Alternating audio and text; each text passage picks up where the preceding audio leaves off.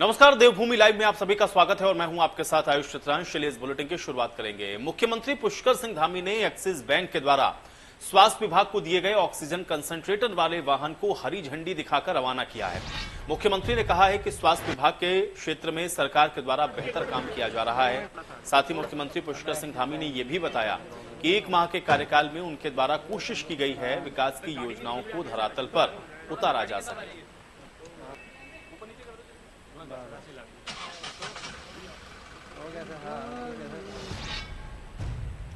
वहीं बीजेपी प्रदेश अध्यक्ष मदन कौशिक ने सूबे के मुख्यमंत्री पुष्कर सिंह धामी के 1 महीने के कार्यकाल को स्वर्णिम कार्यकाल करार दिया है। बीजेपी प्रदेश अध्यक्ष मदन कौशिक ने कहा है कि 1 महीने के कार्यकाल में मुख्यमंत्री ने ताबड़तोड़ विकास की योजनाओं को धरातल पर उतारने का काम किया है।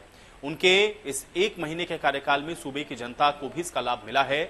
बीजेपी प्रदेश अध्यक्ष मदन कौशिक ने यह भी कहा कि मुख्यमंत्री की इन्हीं स्वर्णिम कार्यकाल को लेकर के उनकी पूरी कैबिनेट को उनके द्वारा बधाई दी जा रही है, जिन्होंने बेहतर काम करके दिखाया है।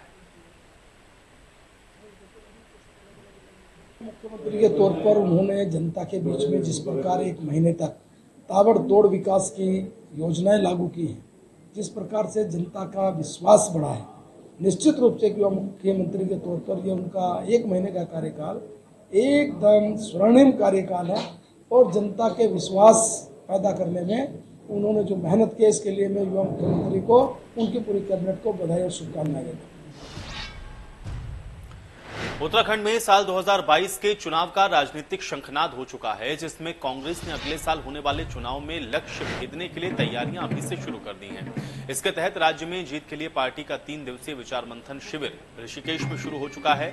इसमें प्रदेश प्रभारी देवेंद्र यादव और प्रदेश अध्यक्ष गणेश गोदियाल से लेकर तमाम दिग्गज नेता मौजूद रहे। इसके साथ ही गणेश गोदियाल चुनाव में जीत के लिए विभिन्न समितियों के साथ मैराथन बैठक भी की। 3 दिवसीय विचार मंथन शिविर के दौरान आगामी चुनावों को लेकर सभी कार्यकर्ताओं और नेताओं के बीच में आगे की रणनीति पर विचार किया गया।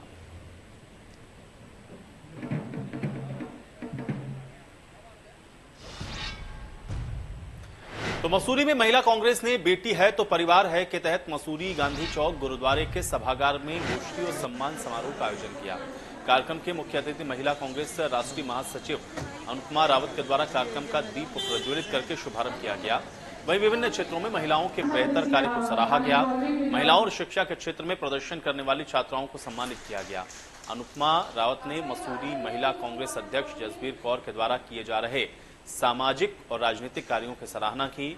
उन्होंने कहा कि महिलाओं के द्वारा जिस क्षेत्र में भी कार्य किया जा रहा है वो अपने आप में सराहनीय है। महिलाएं पुरुष के बराबर खड़ी हैं और समाज में बेहतरी के लिए काम कर रही हैं। बच्चियां हैं, बहनें हैं, आज हम उनके सम्मान में यहाँ पहुँचे हैं। कई हमारी ऐसी बच्चियां हैं जिन्होंने 10वीं 12वीं में बहुत अच्छा उनका रिजल्ट आया है। उनको भी प्रोत्साहन करने के लिए कई बच्चियां ऐसी हैं जो बहुत अच्छे स्पोर्ट्स में और अन्य फील्ड में जो है बहुत अच्छा कार्य कर रही हैं, बहुत अच्छा राइज कर रही हैं। कि अगर हम महिला सशक्तिकरण की बात करते हैं तो हमें सबसे पहले अपनी बेटियों को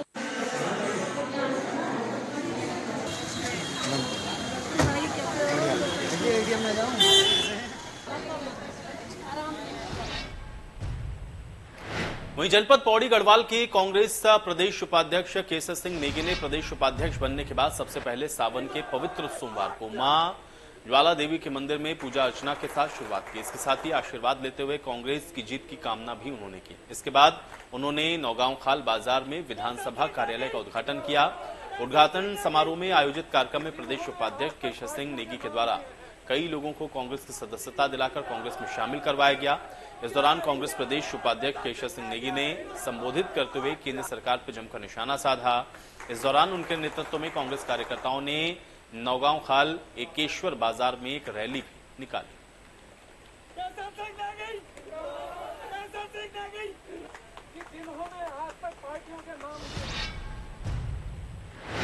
तो वहीं पहाड़ों पर हो रही लगातार बारिश के चलते मसूरी काट मैकेंजी रोड पर भारी भूस्खलन होने से मार्ग बंद हो गया है। इसके बाद इस मार्ग के दोनों ओर वाहनों की लंबी लंबी लाइन लग गई। लोगों को भारी परेशानी का सामना करना पड़ा। वहीं मसूरी लोक निर्माण विभाग के द्वारा जेसीबी के माध्यम से रोड पर आए मलबे को अब हटाया जा रहा है, जिससे कि मार्ग को सुचारू किया जा सके।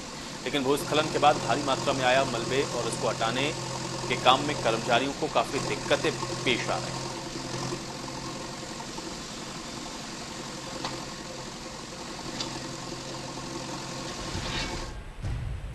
वहीं हरिद्वार के नवनियुक्त जिलाधिकारी विनय शंकर पांडे ने अपना चार्ज संभाल लिया है और चार्ज लेने से पहले विनय शंकर पांडे ने हरिद्वार स्थित हर की पैड़ी, दक्ष मंदिर और माया देवी मंदिर में पूजा अर्चना की। आपको बता दें कि रोशनाबाद स्थित मुख्यालय पर अधीनस्थ अधिकारियों ने उनका स्वागत किया। इस दौरान विनय शंकर पांडे ने कोरोना की तीसरी लहर से बचाव और हाल ही में खुले स्कूलों में गाइडलाइंस का पालन कराना अपनी प्राथमिकता बताया। उन्होंने कहा कि जल्द से जल्द हरिद्वार जिले में 100% वैक्सीनेशन कराना भी उनकी प्राथमिकता में शामिल रहेगा।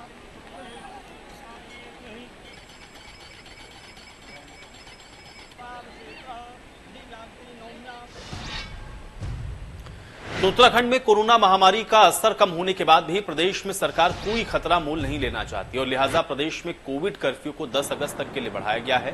हालांकि इसमें कोई नई राहत नहीं दी गई है, लेकिन आपदा प्रबंधन विभाग की ओर से सोमवार को इसको लेकर के एसओपी को जारी किया गया है। इसके तहत 10 अगस्त के सुबह 6 बजे तक प्रदेश में कोविड कर्फ्यू लगा रहेगा और पूर्व की ही तरह सभी बंदिशें फिलहाल यथावत रखी गई हैं।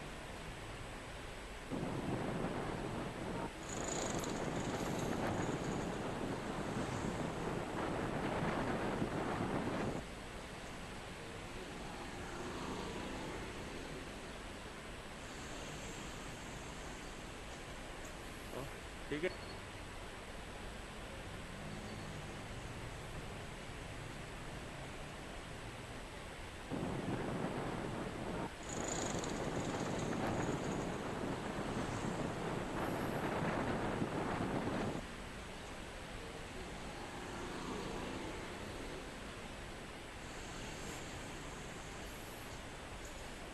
ठीक है।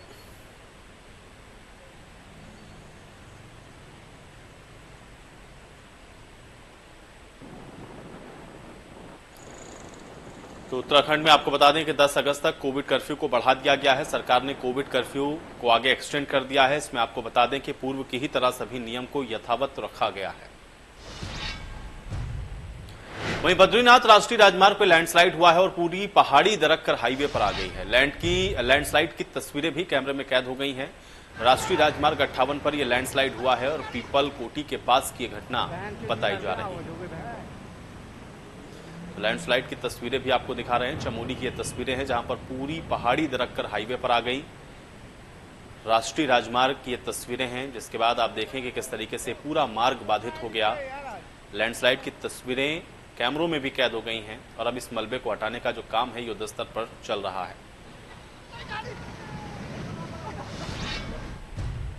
उधर हरिद्वार में आधे घंटे हुई तेज बारिश के कारण हरिद्वार की सूखी नदी ने रौद्र रूप ले लिया और 2 कारों को बहा ले गई।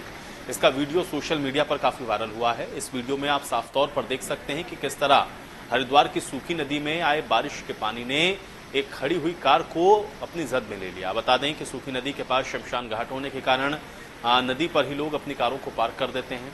अचानक हुई बारिश से सूखी नदी के पास खड़ी कार इस पानी के बहाव में बह गई।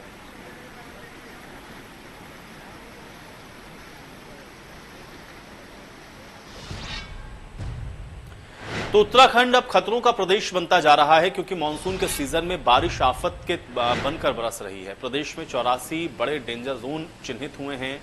60 danger zone all weather road पर किए गए हैं चिन्हित। उत्तराखंड में हर मौसम में ऑल वेदर रोड टूट रही है और मानसून सीजन में यह बारिश आफत बन रही है। तो चंद घंटों की बारिश ने पहाड़ी इलाकों से लेकर के मैदानी इलाकों तक में हाहाकार मचा रखा है। बारिश से निचले इलाकों में नदियां उफान पर हैं। इसमें बाजपुर जलमग्न है। नदियों का पानी घरों में घुसने से लोगों को भी भारी परेशानी का सामना करना पड़ा है। लोगों के घरों में इस कदर पानी घुस गया है कि घरों ने तालाब का रूप ले लिया है। साथ ही में नैनीताल मार्ग पर बाढ़ का पानी आने के कारण यातायात भी प्रभावित हुआ है।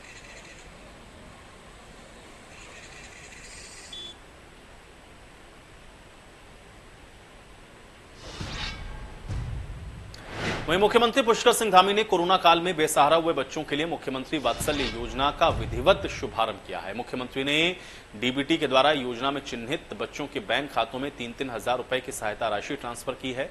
योजना में कुल 2347 बच्चे चिन्हित हैं और इसमें पहले चरण में 1062 बच्चों के बैंक खातों में 3-3 हजार रुपए की सहायता राशि ट्रांसफर की गई है। मुख्यमंत्री ने कहा है कि कोरोना काल में बच्चों के माता पिता और संरक्षक के चले जाने की भरपाई करना मुमकिन नहीं है, लेकिन राज्य सरकार एक अभिभावक की तरह इनका हमेशा ध्यान रखेगी। जिलों में डीएम इनके सह अभिभावक के रूप में काम करेंगे। मुख्यमंत्री ने कहा है कि भाव में ही भगवान होते हैं। हमारा इन बच्चों के प्रति स्नेह, प्रेम और उत्तरदायित्व का भाव है। मुख्यमंत्री ने यह भी कहा कि वो इन बच्चों का इनके मामा की तरह ध्यान रखेंगे। कोरोना काल में जिन बच्चों की आंखों में आंसू आए हैं, उनके चेहरे पर मुस्कान लाने का वो प्रयास कर रहे हैं।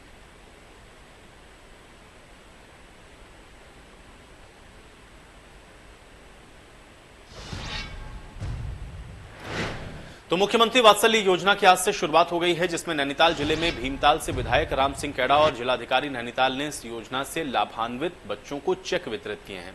उत्तराखंड के नैनीताल जिले में सबसे ज्यादा 146 बच्चे इस योजना से लाभान्वित हैं। मुख्यमंत्री वात्सल्य योजना उन बच्चों के लिए बड़ी महत्वपूर्ण है जिनके संरक्षक की मृत्यु कोरोना की वजह से हुई है। नैनीताल जिले में 146 बच्चों को वात्सल्य योजना का लाभ मिलने वाला है, जबकि 75 और बच्चों के आवेदन प्राप्त हुए हैं, जिनका सत्यापन करके शीघ्र ही इस योजना का लाभ उन तक पहुंचाया जाएगा। के तहत जो बच्चे इस कोरोना काल में अनाथ हो गए थे और जिनके ऊपर से मम्मी और पापा का साया उठ गया था, उनको सरकार के द्वारा जो अनाथ बच्चों को जो चेक दिए गए थे, उस कार्यक्रम का आज माननीय मुख्यमंत्री जी ने उसका उद्घाटन किया। के बाद हमारा हल्द्वानी जनपद नैनीताल जनपद एक पहला जनपद हुआ जहाँ पर बहुत सारे बच्चों ने अपने पेरेंट्स को खोया है। तो इसमें लगभग 221 बच्चे ऐसे हैं जिनका सत्यापन अभी तक हो चुका है और आज लगभग 146 बच्चों के अकाउंट में 3-3 हज़ार की धनराशि ट्रांसफ़र हुई है और 76 बच्चे ऐसे हैं जिनका सत्यापन हो चुका है। तो उनका 2-4 दिनों में उसका भी उनके अकाउंट में भी धनराशि हस्तांतरित हो जाएगी।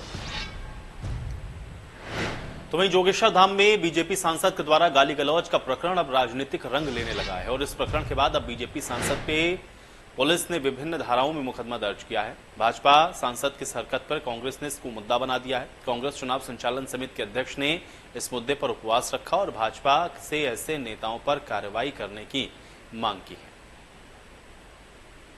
भाजपा सांसद द्वारा जिस तरीके से ज्योतिर्लिंग जागन्नाथ देवस्थल का अपमान करते हुए वहाँ की शंकराचार्य द्वारा निर्धारित परंपराओं का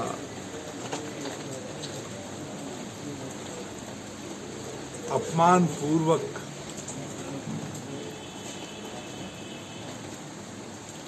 उल्लंघन करने के लिए भाजपा के राष्ट्रीय नेतृत्व को, भाजपा पार्टी को तुमसे क्षमा मांगनी चाहिए।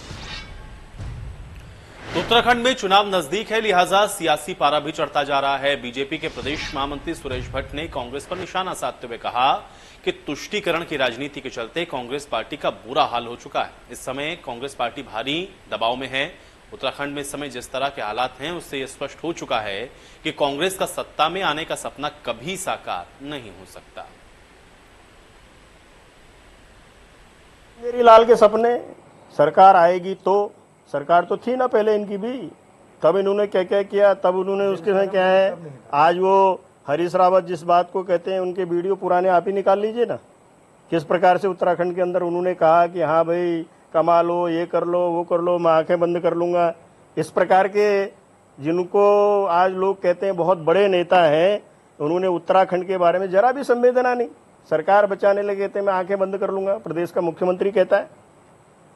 और वो कहते हैं कि भारतीय जनता पार्टी के समय में ये गड़बड़ हो रही है। अरे करप्शन की जननी, करप्शन की एक तरह से कहते हैं कि जननी ये कांग्रेस है। कांग्रेस कुछ भी कर ले, कांग्रेस का कुछ होने वाला नहीं है। वो ख्याली पुलाव बनाते रहे। तो 2022 के विधानसभा चुनाव अब जैसे जैसे नजदीक आ रहे हैं, राजनीतिक पारा भी उतना ही ऊपर चढ़ता जा रहा है। भीमताल से निर्दलीय विधायक राम सिंह कैड़ा ने कहा है, फिलहाल वो निर्दलीय प्रत्याशी के रूप में ही 2022 के विधानसभा चुनाव की तैयारी कर रहे हैं। जब उनसे ये सवाल किया गया कि बीजेपी या कांग्रेस किसी पार्टी से टिकट की वो जुगत में हैं, तो उन्होंने कहा कि मैं जनता के टिकट पर चुनाव लड़ूंगा। यदि जनता ने अपने बीच में रहने वाले विधायक को चाहा होगा तो उनकी जीत सुनिश्चित होगी, क्योंकि उन्होंने पिछले 5 सालों में जनता के बीच में रहकर जितना काम किया है उसको देखकर जनता उनको अपना प्रतिनिधि एक बार फिर चुनेगी। मैं 2022 के रण में जनता के टिकट पर चुनाव लड़ूंगा और जनता के आशीर्वाद से चुनाव लड़ूंगा और मेरी पार्टी जनता है और मेरी सरकार जनता है और फिलहाल मैंने सरकार को समर्थन दिया है और फिलहाल मैं जनता का जो आदेश है जनता का जो आदेश मैं वहीं काशीपुर मीडिया सेंटर में आयोजित एक प्रेस कॉन्फ्रेंस में ओबीसी मोर्चा के पदाधिकारियों ने नीट यूजी नीट पीजी में 27% आरक्षण बहाली की लंबे समय से की जा रही मांग को पूरे देश भर के ओबीसी अभ्यर्थियों के लिए वरदान बताया है। ओबीसी मोर्चा के प्रदेश प्रभारी खीरेन चौधरी ने कहा कि इस ऐतिहासिक निर्णय से लगभग 4000 ओबीसी अभ्यर्थियों को इसका लाभ मिलेगा। इस निर्णय से प्रत्येक वर्ष 1500 ओबीसी छात्रों को एमबीबीएस और 2500 को पीजी कोर्स में इसका सीधा लाभ मिलेगा। आज तक के इतिहास में जितनी भी सरकारें रही हैं, कभी किसी सरकार ने ओबीसी समाज के लिए ये चिंतन मंथन नहीं किया कि ओबीसी समाज किस तरीके से अपना जीवन यापन कर रहा है या किस तरीके से उनके बच्चे को एजुकेशन मिल रही है, किस तरीके से उनके बच्चों का भी, उनके परिवार का भी जीवन स्तर उठे, इस पर किसी ने मंथन नहीं किया। लेकिन जब मोदी जी की सरकार 2014 में बनी, उसके बाद 2018 में मोदी जी एक बिल लेकर आए। उन्होंने कहा कि जब एससी वर्ग को संवैधानिक आयोग को दर्जा है तो ओबीसी आयोग को भी संवैधानिक दर्जा मिलना चाहिए। तो वहीं तीर्थ नगरी ऋषिकेश में पीडब्ल्यूडी विभाग के द्वारा तैयार की गई सड़क में भ्रष्टाचार का खुलासा हुआ है। सड़क के निर्माण के दौरान घटिया खनन सामग्री का उपयोग करने से सड़क क्षतिग्रस्त हो गई है। बता दें कि ऋषिकेश एम्स रोड पर सुबह एक ट्रक ऋषिकेश से एम्स की तरफ जा रही थी। अचानक ट्रक के दोनों पहिए सड़क में धंस गए। गनीमत ये रही कि कोई भी हादसा यहां पर नहीं हुआ। जैसे ही इसकी सूचना विधानसभा अध्यक्ष प्रेमचंद अग्रवाल को मिली, वो तुरंत ही मौके पर पहुंचे हैं, निरीक्षण भी किया। दरअसल अभी कुछ ही महीने पहले सड़क का निर्माण पीडब्ल्यूडी विभाग के द्वारा करवाया गया था। विधानसभा अध्यक्ष ने मौके पर पीडब्ल्यूडी विभाग के अधिकारियों को फिर जमकर फटकार लगाई।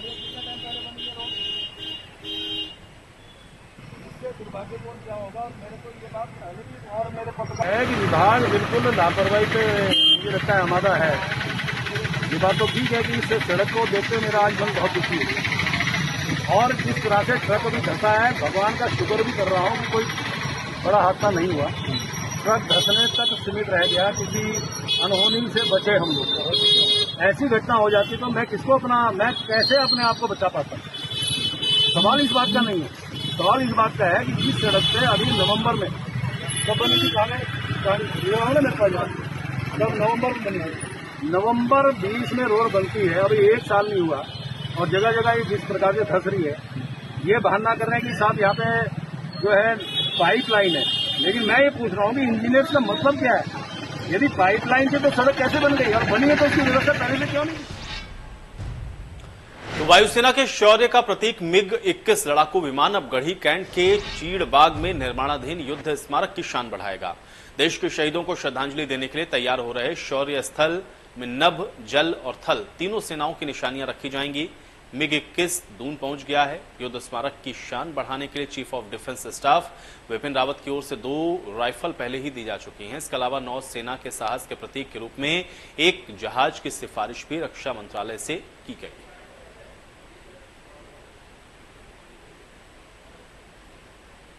देहरादून के शौर्य स्थल पर मिग-21 एयरफोर्स का वो विमान जिसने एक नहीं कई लड़ाई लड़ी, खासकर 1971 की और 1999 की लड़ाई में भी, यानी कारगिल की जो लड़ाई हुई थी उसमें भी इस जहाज ने महत्वपूर्ण भूमिका निभाई। 1964 से ये जहाज शामिल हुआ था। 60 देशों ने इसे इस्तेमाल किया है, यानी अब तक इसका गौरवशाली इतिहास रहा है। मिग-21 हालांकि रिटायर हो चुका है एयरफोर्स से, लेकिन इस जहाज की अगर बात करें तो कई कीर्तिमान स्थापित किए हैं। खासकर 1971 की वो लड़ाई जिसमें भारत ने पाकिस्तान को एक नहीं 2 फ्रंट पर जीत किया था, खासकर बांग्लादेश के फ्रंट पर और दूसरा राजस्थान के फ्रंट पर स्थित किया था। अब ये शौर्य स्थल पर देश की आन बान शान के रूप में यहाँ स्थापित रहेगा। करीबन 2 साल से इसकी मांग चल रही थी कि यहाँ पर शौर्य स्थल पर इसको रखा जाए ताकि आने वाली पीढ़ियां, छोटे बच्चे इस गौरवशाली इतिहास, यानी एक जीता जागता इतिहास है, शायद इसके बारे में कहने की जरूरत नहीं है। खुद ये अपने आप में कहानी बयान करता है कि किस तरीके से इसने लड़ाइयाँ लड़ी, किस तरीके से दुश्मनों के दांत खट्टे किए। हालांकि अभी रिटायर जरूर हो चुका है, लेकिन अभी भी ये उस इतिहास को दोहरा रहा है, उस बहादुरी को दोहरा रहा है। यहाँ पर तमाम शौर्य स्थल पर बहुत सारे सेना के जो हथियार है वो लगाए जाएंगे ताकि यहाँ पर हर आने वाला व्यक्ति, हर आने वाला बच्चा, बूढ़ा यहाँ पर देखे और कम से कम भारत की सेना के, एयरफोर्स के उस गौरवशाली इतिहास को जरूर यहाँ पर जाने। इंडिया न्यूज के लिए किशोर रावत, देहरादून। और चलिए इसी के साथ देवभूमि लाइव में मेरे साथ फिलहाल इतना ही।